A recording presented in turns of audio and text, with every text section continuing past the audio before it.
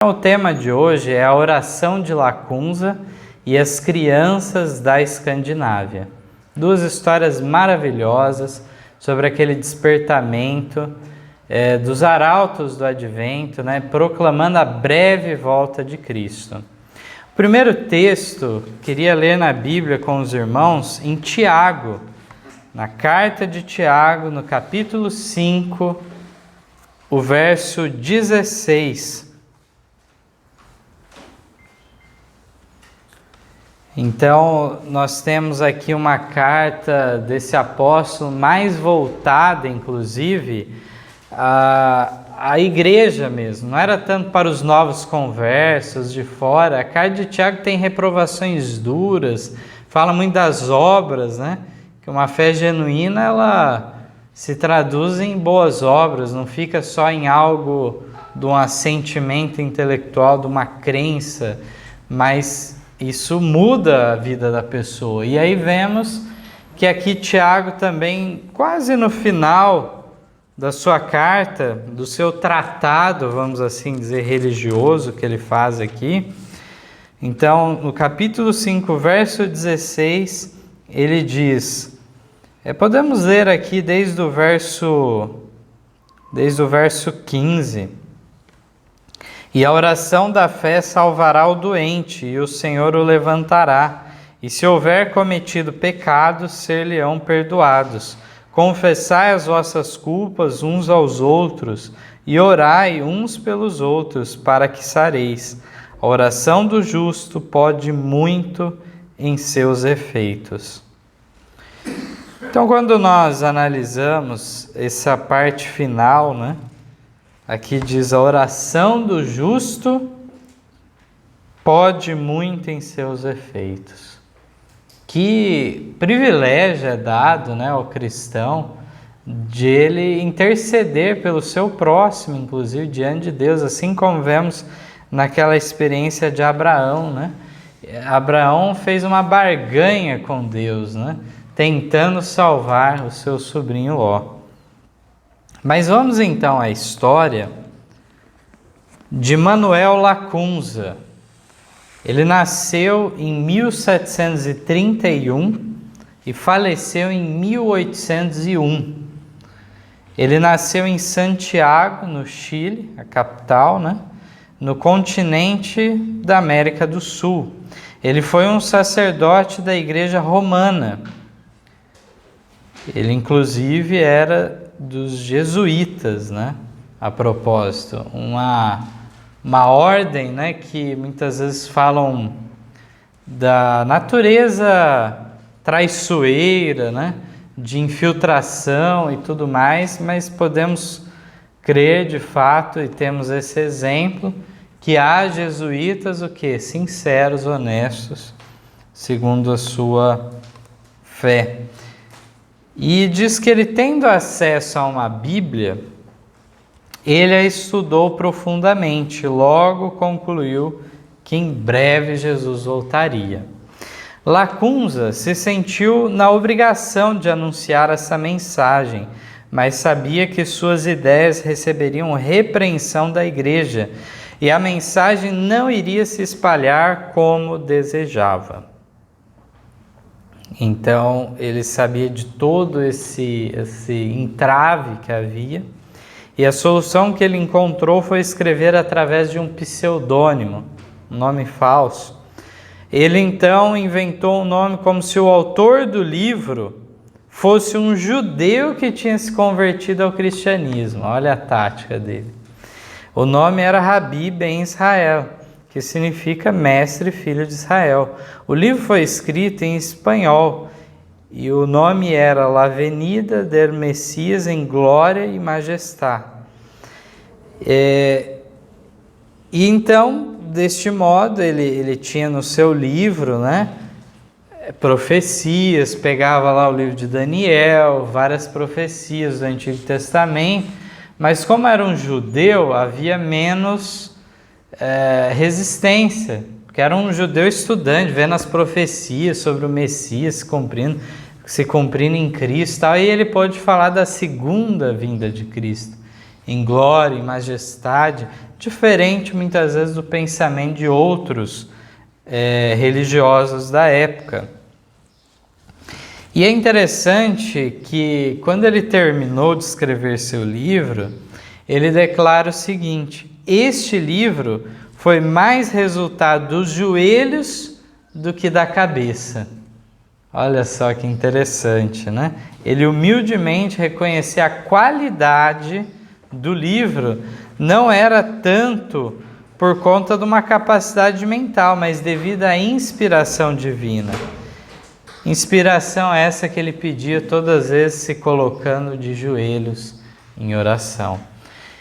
Então, essa humildade da parte de Lacunza, Manuel Lacunza, nos revela que muitas vezes somos muito autossuficientes naquilo, né? Que vamos em oração a Deus quando não vemos mais saída alguma, né? Depois que a situação já está crítica. Mas não deve ser assim.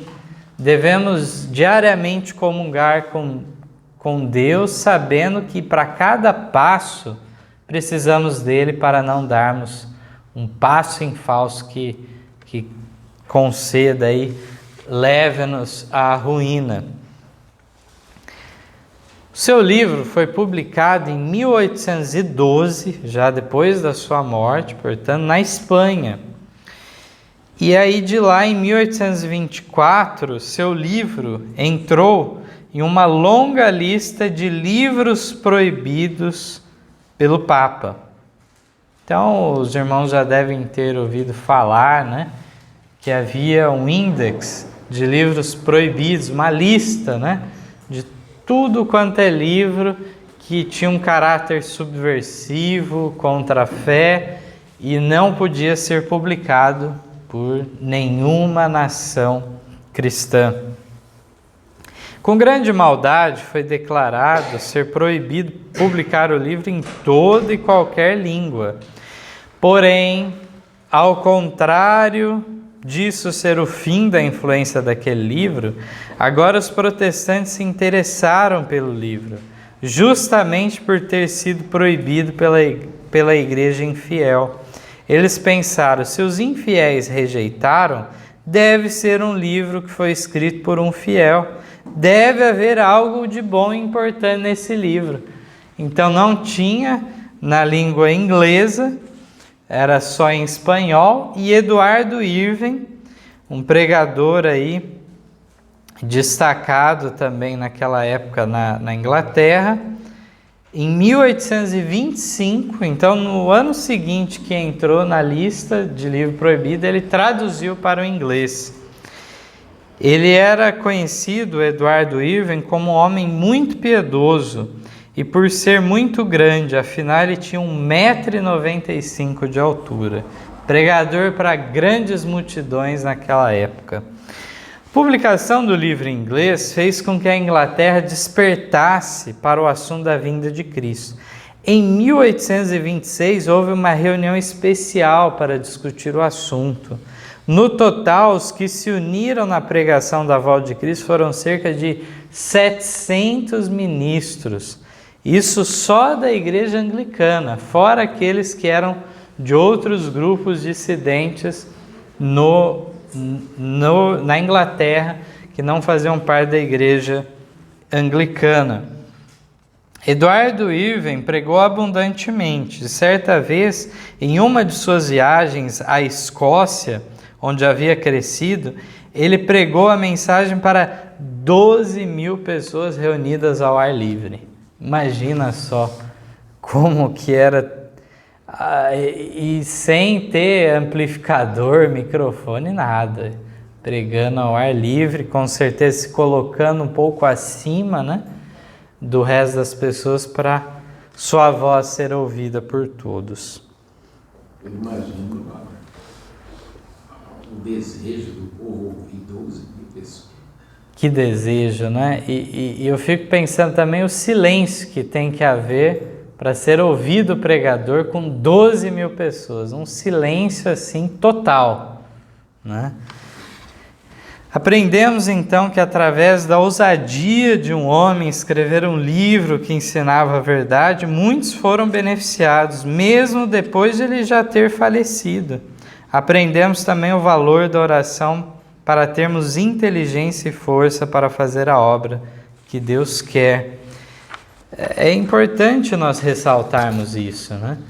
Porque alguns até acham estranho Lacunza entrar na lista de arautos do Advento, mas isso não somos nós que colocamos. Ellen White, no seu capítulo 20, né, se não me engano, do Grande Conflito, um grande movimento mundial, é o capítulo, lá então coloca entre esses arautos, ela cita alguns. Esse Irving mesmo que eu comentei, ela não comenta em seu livro, né? Mas Lacunza ela deu um lugar de destaque, e não porque ele tenha vivido no tempo do despertamento, que é a partir de 1798. Então ele nem fez parte disso, mas ele fez parte de que maneira? Indiretamente. A influência do seu livro foi decisiva para a mensagem ser tão abundante na Inglaterra. Então os resultados são grandiosos. A mesma coisa nós vemos no caso de Bengel, que já falamos outro dia aqui na igreja, né? Também viveu antes do tempo do fim, antes do tempo programado profeticamente para a proclamação da primeira mensagem angélica, mas a sua influência passou por anos a fio, se estendendo até para a Rússia. Colonos, então, pessoas que saíram da Alemanha e foram para a Rússia levar a mensagem de Bengel. Então, que maravilhoso, né? É como aquele texto bíblico revela, né? Suas obras o seguem.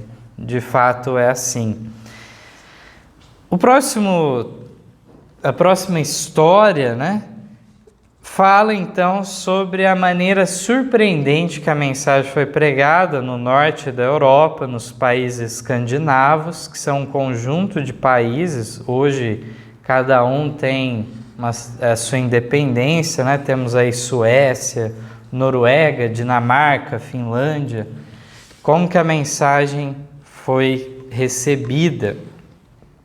Então, diz que lá foi proclamada a mensagem naquela região da Escandinávia e muitos se entregaram a Jesus para serem salvos, antes que fosse tarde demais. Porém, a igreja, que era ligada ao Estado, foi contra a mensagem, e aqueles que insistissem em pregar eram lançados na prisão.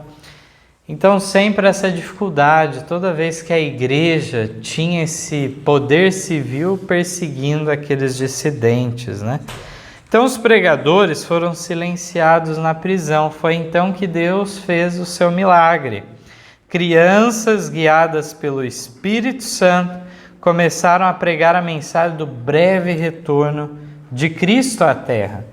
Ninguém ousou impedi-las de falar a mensagem que Deus enviava.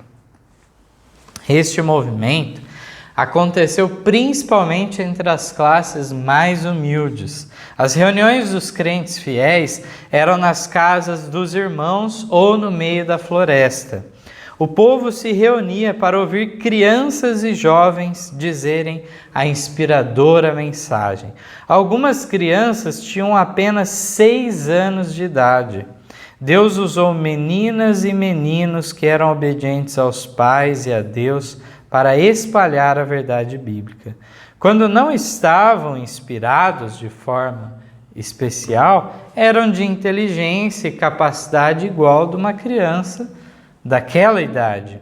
Mas quando eram tocadas pelo Espírito Santo, o tom de voz se modificava e com poder solene era anunciada a mensagem nas palavras da própria Bíblia.